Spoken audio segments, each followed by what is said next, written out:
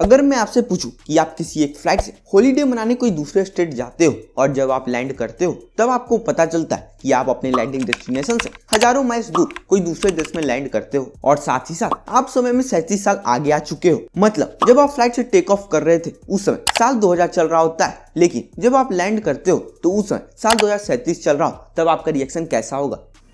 मैं कहाँ हूँ बहन?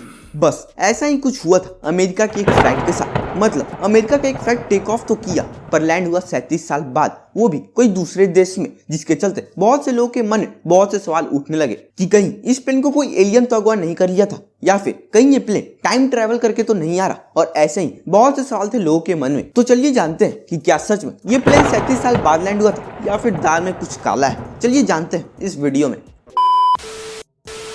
2 जुलाई 1955 वो साल था जब पैन अमेरिकन फ्लाइट 914 को न्यूयॉर्क से मियामी फ्लोरिडा के लिए रवाना होना था। इस फ्लाइट में टोटल 61 लोग थे, जिसमें 57 पैसेंजर्स और 4 क्रू मेंबर्स थे। फ्लाइट बिना कोई प्रॉब्लम के न्यूयॉर्क से टेक ऑफ करती है, लेकिन 3 घंटे बाद जब उसे अपने डेस्टिनेशन पे लैंड कर जाना चाहिए था, लेकिन वो प्लेन कहीं दिखाई नहीं दे रहा था। मियामी के कंट्रोल टावर के रडार में कोई भी आने वाला फ्लाइट नहीं दिख रहा था और ना ही कोई डेंजर सिचुएशन की सिग्नल मिली थी। जब मियामी के एयर ट्रैफिक कंट्रोलर ने न्यूयॉर्क टावर से कांटेक्ट किया तो उन्हें एक हैरान कर देने वाला जवाब मिला कि फ्लाइट 914 उड़ने के कुछ देर बाद ही रडार से गायब हो गई है या फिर समुद्र में डूब गई है, क्योंकि फ्लाइट रडार से गायब होने के अलावा air traffic controller radio system के सारे पायलट से कांटेक्ट करने की कोशिश करते हैं, लेकिन उधर से कोई आवाज नहीं आता। दरअसल जब भी प्लेन का कनेक्शन रडार से टूट जाता है तो प्लेन में लगे रेडियो कम्युनिकेशन से एयर ट्रैफिक कंट्रोलर प्लेन से कांटेक्ट कर सकते हैं। अगर ये भी ना काम करे तब वो इमरजेंसी फ्रीक्वेंसी या फिर सैटेलाइट कम्युनिकेशन का यूज कर सकते हैं। अगर पायलट तब पर ही रिस्पॉन्ड ना करे तो इसका मतलब है कि फ्लाइट के साथ कोई सीरियस इंसिडेंट हुआ है, और इस फ्लाइट के साथ भी यही हुआ था। फ्लाइट में मौजूद किसी भी व्यक्ति का कोई निशान नहीं मिला। तुरंत इन्वेस्टिगेशन स्टार्ट कर दिया गया। फ्लाइट को जिस रूट से मियामी फ्लोरिडा जाना था उस रूट के बीच में फ्लाइट को अटलांटिक ओशन का एक छोटा सा हिस्सा क्रॉस करके जाना था, और इन्वेस्टिगेटर्स को ऐसा लग रहा था कि फ्लाइट कहीं अटलांटिक ओशन के आसपास ही क्रैश किया है या फिर ओशियन में डूब गया है। ओशियन के पास तुरंत ही एक रेस्क्यू टीम तैनात की जाती है। कोस्ट गार्ड पानी की जांच करना शुरू कर देते हैं, लेकिन इसका कोई फायदा नहीं होता क्योंकि खोए हुए फ्लाइट का एक भी टुकड़ा पानी में नहीं मिलता। प्लेन में बैठे 61 लोग कहीं नहीं मिले और ये केस कभी नहीं सॉल्व हो पाए। लास्ट में गवर्नमेंट की तरफ से एक ऑफिशियल स्टेटमेंट ये आया कि प्लेन बहुत ही बुरे तरीके से क्रैश कर गया है और उसमें बैठे सभी पैसेंजर्स की मौत हो गई है। मीडिया के द्वारा बहुत सवाल पूछने के बाद भी ये किसी को नहीं पता चल सका कि आखिर फ्लाइट 914 के साथ क्या हुआ था। इसके बारे में किसी को कुछ नहीं पता था, लेकिन 37 साल बाद इस स्टोरी में एक नया ट्विस्ट आता है। अब मैं आपको आगे की स्टोरी बताने से पहले मैं आपको बता दूं, ये आगे की स्टोरी कराकस वेनेजुला से रिलेटेड है। अब आता है 9 सितंबर 1992। इस दिन परफेक्टली एक नॉर्मल डे था। रोज की तरह जॉन डी ला कॉर्टे, जो कि एयर ट्रैफिक कंट्रोलर थे कराकस एयरपोर्ट का, वो रोज की तरह अपने काम पर आए और फ्लाइट को रडार पर देखने लगे। तभी एक अजीब चीज हुआ। रडार पर अचानक से एक न्यू डॉट दिखाई देने लगा। डी ला कॉर्टे घबरा गए कि जिस प्लेन की जानकारी मेरे पास नहीं है वो प्लेन यहाँ कैसे लैंड कर सकती है। डी ला कॉर्टे रडार की रीडिंग को बार बार चेक करते हैं, यह सोचकर कि कहीं ये रीडिंग गलत तो नहीं दिखा रही, पर ऐसा नहीं था। रडार की रीडिंग सही थी, क्योंकि जल्द ही ये प्लेन डी ला कॉर्टे और उनकी टीम को दिखने लग जाती है। शुरू में एयर ट्रैफिक कंट्रोलर को ये नॉर्मल प्लेन ही लगता है, पर जैसे ये प्लेन और पास आती है ये देखते हैं ये प्लेन एक बहुत ही पुराना DC-4 MC Donald Douglas passenger aircraft है, जिसमें अभी भी मॉडर्न टरबाइन के बजाय प्रोपेलर्स लगे हुए थे। लेकिन अभी भी इन्हें कुछ वियर्ड नहीं लगा। असली कंफ्यूजन तब स्टार्ट हुआ जब इस मिस्टीरियस प्लेन के पायलट एयरपोर्ट के टावर से कांटेक्ट किया और इंग्लिश में पूछा, वेयर आर वी, हम कहाँ हैं? जॉन डी ला कॉर्टे ने रिप्लाई किया कि वे कराकस एयरपोर्ट के नजदीक आ रहे हैं, और डी ला कॉर्टे ने पूछा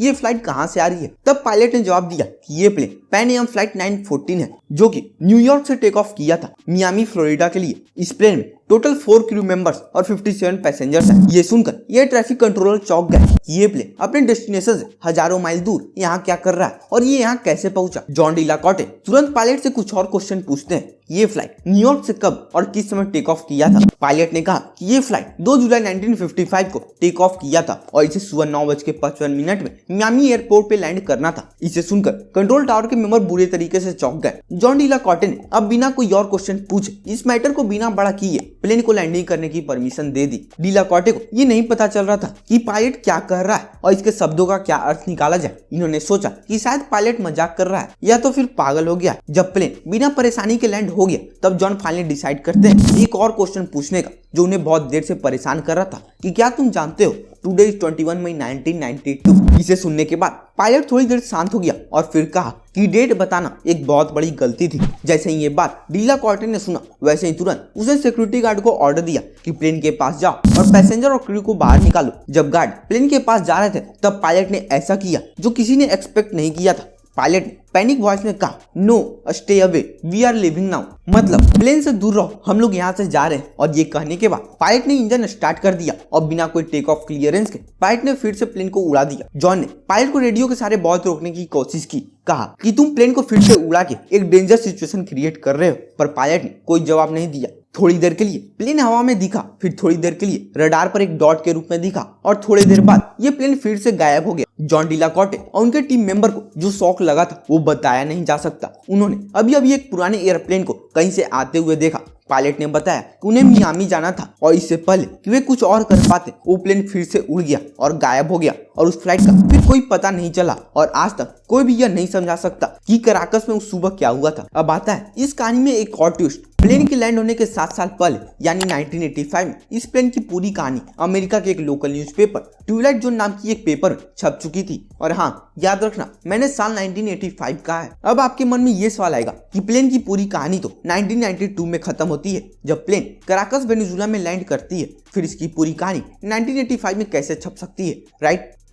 रुको जरा, सबर करो। हाँ, ये न्यूज 1985 में ही छप गई थी और बाद में यही न्यूज़पेपर इसी कहानी को 1992 में फिर से छापती है, बस प्लेन का नाम, टाइम, डेट और लोकेशन चेंज करके। इसलिए कहानी को लास्ट में फेक घोषित कर दिया गया और ये झूठी कहानी बन के रह जाती है। पर इस स्टोरी को ऐसे ही फेक घोषित नहीं किया गया था, इसके पीछे बहुत सारे रीजन थे। जैसे पैन एम फ्लाइट 940 ऐसी नाम की कोई फ्लाइट एग्जिस्ट ही नहीं करती। मतलब जब ये न्यूज सब जगह फैल गई तब न्यूयॉर्क एयरपोर्ट के एम्प्लॉय ने बताया कि पैन एम फ्लाइट के इस नंबर का कोई प्लेन एग्जिस्ट ही नहीं करता और ना ही ऐसे प्लेन ने उस दिन उड़ान भरी थी। सेकेंड, जो पैसेंजर और क्रू मेंबर्स इस फ्लाइट में थे इन सब में से किसी के भी पेरेंट्स या फैमिली मेंबर्स आगे नहीं आए गवर्नमेंट से सवाल पूछने के लिए कि मेरे सन या डॉटर कहाँ है, वो प्लेन कहाँ गया। और यहाँ तक कि लोग ये भी नहीं जानते कि किस फैमिली मेंबर के लोग इस प्लेन में बैठे हुए थे। थर्ड, ये स्टोरी ये क्लेम करती है कि ये प्लेन 1955 में गायब हुआ था और फिर से 1992 में दिखा था, लेकिन कोई प्लेन का फ्यूल इतने दिन तक नहीं चल सकता।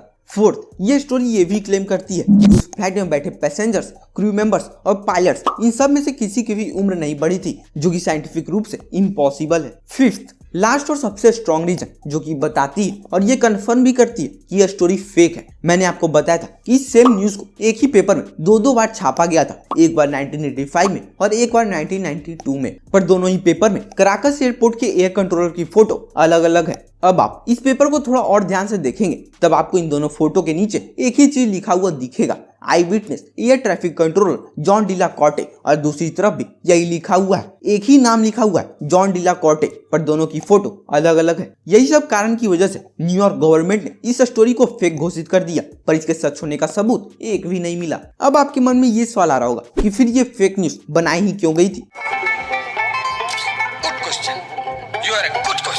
चलिए मैं आपको बताता हूँ। कहा तो ये जाता है कि ये स्टोरी एंटरटेनमेंट पर्पस के लिए बनाया गया था, पर ये न्यूज एंटरटेनमेंट पर्पस के लिए नहीं बनाया गया था। ये फेक न्यूज इसलिए बनाया गया था कि इस न्यूज़पेपर की फ्री पब्लिसिटी और मार्केटिंग हो सके। मतलब जैसा मैंने आपको बताया था कि इस न्यूज को एक ही पेपर में 2 अलग अलग बार छापा गया था, पर ये न्यूज जिस दिन ट्विलाइट जोन में छापा गया था उस दिन ये न्यूज कोई और न्यूज़पेपर में नहीं छापा गया था। ये न्यूज को बस फ्री मार्केटिंग और पब्लिसिटी के लिए छापा गया था ताकि रीडर्स इस पेपर की तरफ अट्रैक्ट हो और सारे लोग यही न्यूज़पेपर खरीदे, जिससे इस पेपर की डिमांड बढ़ जाए। यह एक कॉमन तरीका है जिसे न्यूज़पेपर और मीडिया लोगों के इंटरेस्ट और अटेंशन को अपनी तरफ अट्रैक्ट करते हैं। पर हाँ, इस स्टोरी के फेक होने का न्यूज कोई न्यूज़पेपर ने नहीं छापा था। आपको क्या लगता है, क्या फ्लाइट 940 रियली में 37 साल के लिए खो गई थी या फिर ये एक मनगढ़ंत कहानी है? आप अपना ओपिनियन कमेंट सेक्शन में जरूर बताइएगा। और हाँ, अगर आपको भोपाल गैस ट्रेजेडी के बारे में फुल डिटेल में जानना है तो आप लेफ्ट वाली वीडियो पर क्लिक करके देख सकते हैं।